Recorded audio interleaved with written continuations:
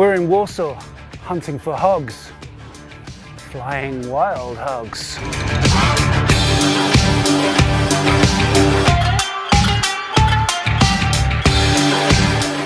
I can't see flying wild hog.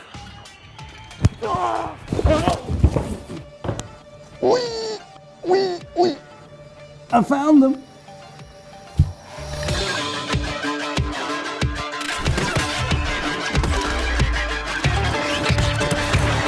Rest in peace, brother.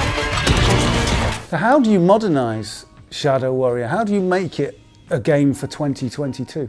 When we started working with Shadow Warrior 3, we started from the very basics. Like we switched game engines, and we needed to, on one hand, recreate a lot of features that we already had, and on the other hand, we got a powerful tool to experiment with new ideas. And we started really simple. We started with creative movement, combat, some simple AIs, and on top of that, we added new features that we thought may click with the game. So grappling hooks, new movement elements like wall running and finishes. And we were amazed how good it went with all of that elements that we already had. It felt like it was supposed to be there from the very beginning. So Shadow Warrior 3's got a very strong look. How did you approach creating the look of the characters and the weapons and the environments?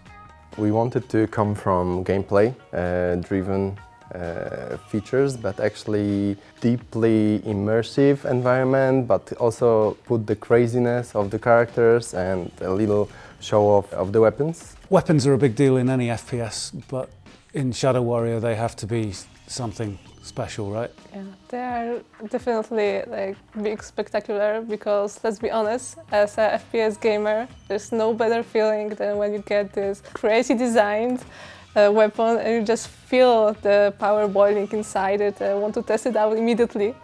So we hogs know the stuff. Yeah.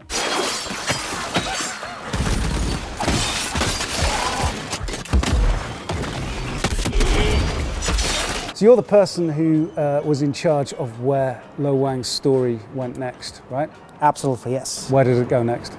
Lo Wang as a character, approachable for new players, but also like honoring the knowledge and the lore of the previous two games. So Lo Wang right now is at the bottom of his life, I guess. A huge dragon is wreaking havoc on the earth, so it's basically apocalypse. So this is our starting point, and it only gets wilder and more crazy.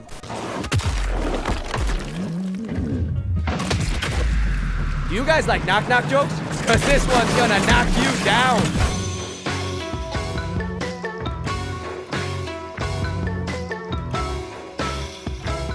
This is Andre. He is a marketing hog.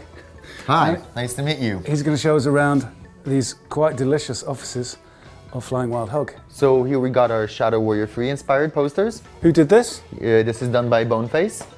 Super talented guy. Here you got Slinky Jakku. Yeah, my favorite one of the enemy. protagonists.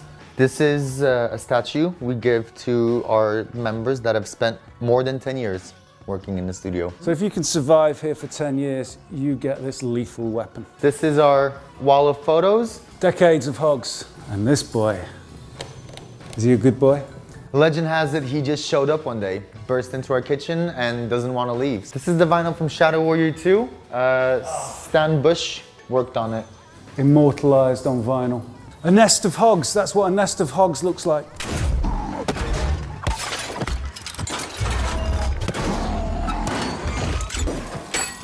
Unstoppable, baby, yeah! So you're working on pushing the gameplay in different ways in number 3. What's at the heart of the gameplay experience?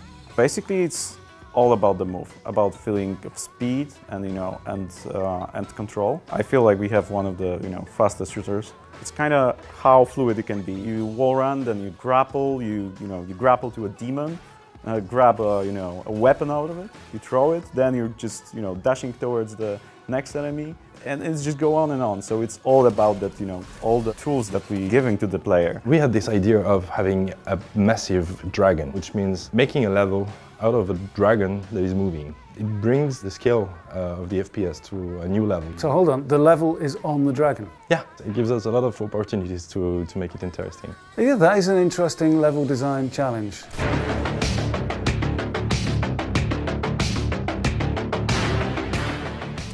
Everybody's noticed that Lo Wang has changed. Not the guy he used to be. So what was the thought process behind the changes that happened? It's still Lo Wang, actually. It was always like that in our minds. We just exposed the psychology, so we just wanted to make him represent the agility, making him more fashionable, sporty, obviously handsome guy. Hey, it's bigger than I remember. That's what she said.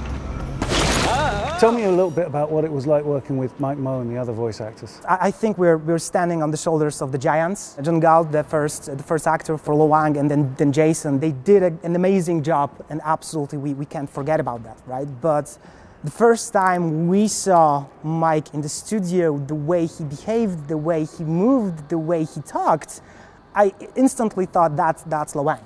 And working with him was I would say a real breeze. He's a gamer, that let's start with that, and we could do all those references we have to pop culture, to games, to movies.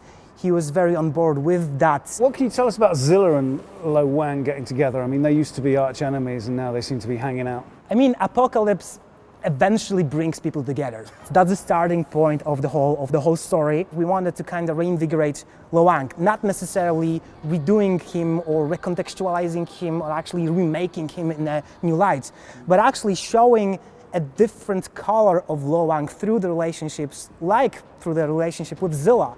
That is very surprising, but it works, and it's very, very entertaining. It is fueled by constant conflict, and it's so funny to listen to those guys bicker all the time. What I'm saying is that if it has 2 legs, technically it's a wyvern, not a dragon. I might be getting facts from comic books, but no one said knowledge can't be fun. You're just too old to get it. The older the tree, the deeper the roots. The older the asshole, the deeper the roots. I've heard some of the music in the trailers and stuff, which sounds really cool. Who did the music? The composer behind the music, his name's Maciej Kulesza. We wanted the music to have a custom mixtape vibe to it. Personally, I call it Wang Wave. Wang Wave. He used some sort of old musical recordings as a samples, because we also wanted to give it this feeling of music based around samples, to give you this vintage vibe. I love weird sounds in games. Tell me about some of the things you've recorded. My personal favorite is this tiny bottle of Śliwowica, which is traditional Polish plum brandy. It was tiny glass bottle with a cork. So I opened it and I quickly realized, man, this is the sound for our grenade launcher. I took the bottle, I made something like 80 kilometers on the mountaintops with it in my backpack. So on the top of the mountain, you got your microphone, you pulled the cork, and that is the grenade launcher in the game. Not exactly. Oh, don't spoil, that was a perfect story. Yeah, this was a nice story, but this is not it. Something was missing. What worked the best was putting some honey on the cork, and after that, the sound was just perfect. You see, this is the attention to detail that you're getting in Shadow Warrior 3. This is the actual bottle. Yeah, this is it. Grenade launcher bottle. Grenade launcher. Yeah.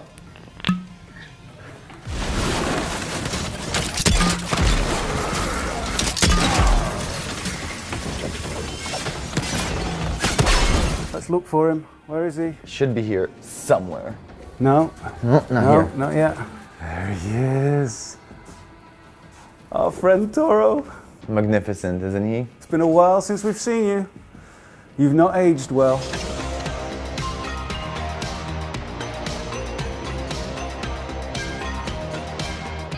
But Toro, where's your double-edged bladey thingy? It's just you and me, pig boy.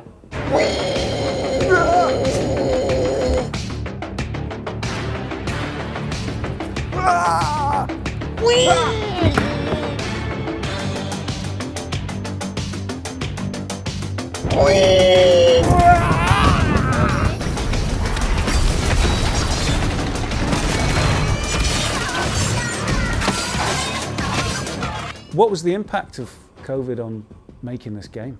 Actually, we were lucky enough that the beginning of the project happened before pandemic. So we were able, during the initial phases of the project, still work within the studio. Thanks to that, we were able to establish with our vertical slice our goals for the whole project. Of course, then pandemic happened, and no one really knew how it will influence production. We had to, of course, adapt. Basically, COVID made it necessary for us to maintain this creativity spark in a new way. Suddenly, we were all staying at home, like with nobody really to talk to from the project. This is the QA team, hard at work. Here's the art team. If you can see the art team working in here. It's pretty intense in here. Yeah. This is the programmers. As you can tell, everyone's bustling away at work. Actually, we decided to organize various meetings when each member of the team could show their recent work and show the creative process behind it and inspire others. So you basically created an artistic show and tell. Yeah, exactly. It was just a team-driven project, so the team spirit was the most important thing. And yeah, we had our ups and downs, but I think that thanks to what we did and our extremely motivated team, we were able to overcome most of it, and we prepared the best Shadow Warrior yet. I like playing FPS games. I'm out in the market. Why the hell should I play Shadow Warrior 3? Players should ask themselves one question. If you want an action-packed comedy movie with awesome gameplay, the best yet, that is not taking itself too seriously, then yeah, go buy Shadow Warrior 3. You will love it.